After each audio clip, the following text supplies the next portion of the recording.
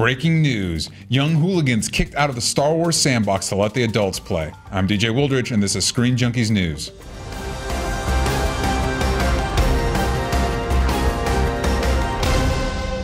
This episode is brought to you by Transformers: The Last Night. Check it out in theaters Wednesday, June 21st. Tickets now on sale.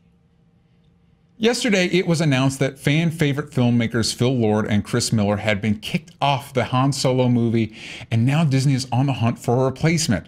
Apparently, writer Lawrence Kasdan, who worked on The Empire Strikes Back and Return of the Jedi, wasn't a big fan of Lord and Miller's more comedic and improvisational take on his script. Now, The Hollywood Reporter has heard that Disney is eyeing more traditional filmmakers to helm the troubled project, with Ron Howard topping their list. Here to smuggle this news with me is scruffy-looking nerf herder Joe Starr.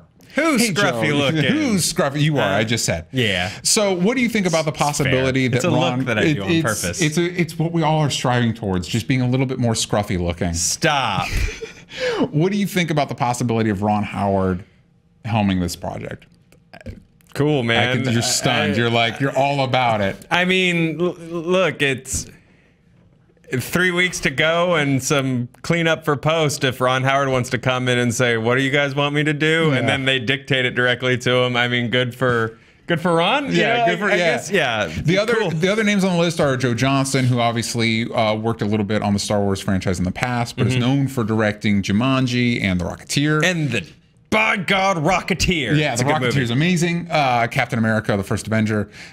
There's also rumors. Lawrence Kasdan was kind of according to reports, is the one that led the charge to get Lord Miller out of there. He's also directed some movies, and so there's some talk that maybe he could direct it. However, there is a DGA rule that might prevent somebody who's previously working on the project to jump in the director's chair. Yeah. Any of those names jump out to you? Look, Joe Johnston could be cool. I honestly didn't love Captain America, the First Avenger, as much as a lot of people, which pains me because I'm a big Captain America fan. Yeah, don't worry, you got two other good ones. Yeah, and also he made Rocketeer, which is a great Captain America movie in a lot of ways.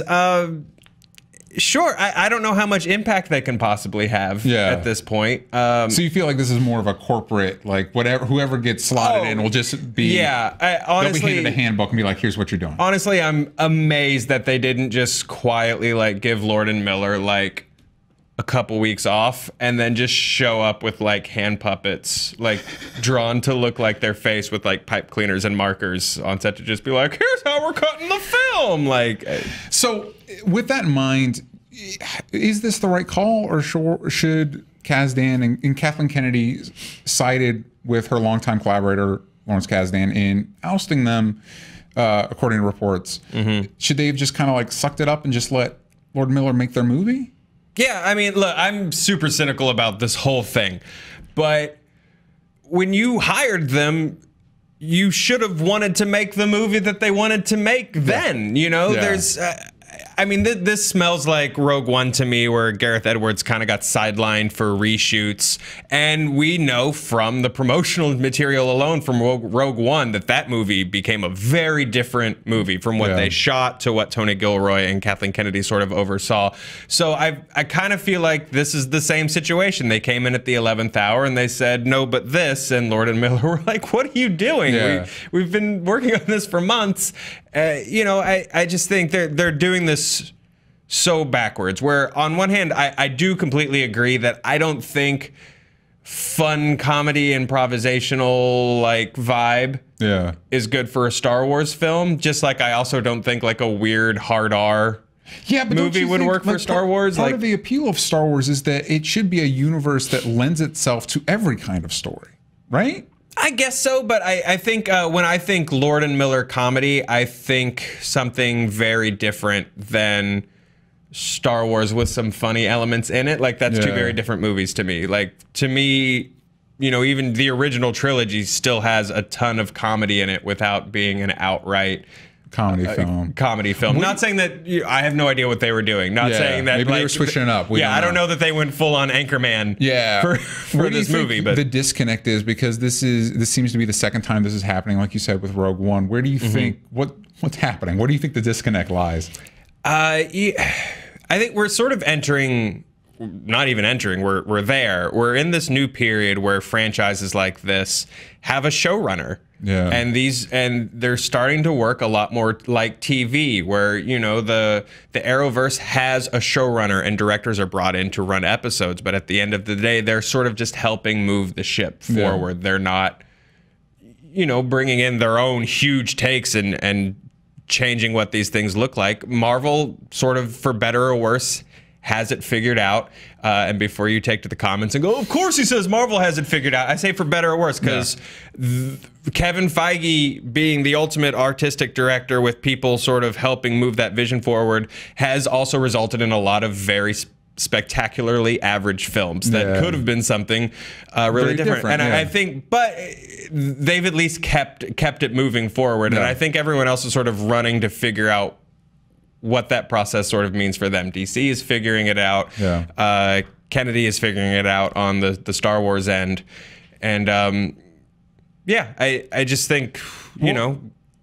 Speaking of DC, the rumor is they Lord Miller wrote a treatment for the Flash movie, but they were never really attached, and so now their schedule's freed up. Yeah. And apparently during a production hiatus and after the former director of Flash, Rick Famuyiwa, hopefully I got that right, left the project. No one actually knows. There's a million different comments saying this is the way to pronounce it, and they're all different.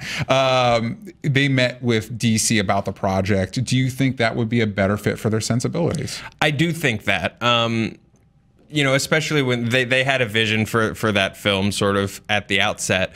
I think it would behoove DC to sort of look at the success of Wonder Woman, which is successful because Patty Jenkins came in and they had a game plan and a movie they wanted to make, and it seems like DC and Warner Brothers let them make that movie. Yeah. You know, if someone came in at the outset with a strong first instinct about the Flash movie that they'd want to make, you know, yeah, lean in and go for it. Yeah. So, you know, if they have been in talks with DC, and please let us know, rest of the entertainment world, what in talks and versus having a meeting means with the Flash and creators. Salt, salt, salt. Yeah, I do think that is a better fit for the kind of movies that they make. It's interesting because there is kind of a feeling in this where you've got like an old guard filmmaking versus younger guys like Lord Miller, and I think their more younger perspective might benefit, especially this take on the Flash, because he appears to be younger. What do you think? Yeah, I think, you know, with the Star Wars stuff, there is sort of an old guard mentality wrapped around these. JJ is sort of an old school filmmaker. Yeah.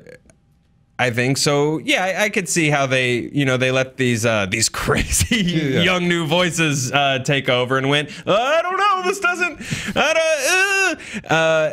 Yeah, I think that they could give you a much more sort of irreverent, fun Barry Allen. I think they're a good bullseye for what that character needs. I think it'd be great. Joe, thank you so much for jumping on this with me and helping me figure this out. Let us know in the comments down below what the difference is between having talks and a meeting. We'd like to know the difference between that, and also, what do you think Lord Miller should tackle next? Thank you for watching. Thanks for watching. Click over to the left for more Screen Junkies news, and click here to the right to check out the latest trailer for Transformers: The Last Knight. Catch it in theaters starting Wednesday, June 21st. Tickets now on sale.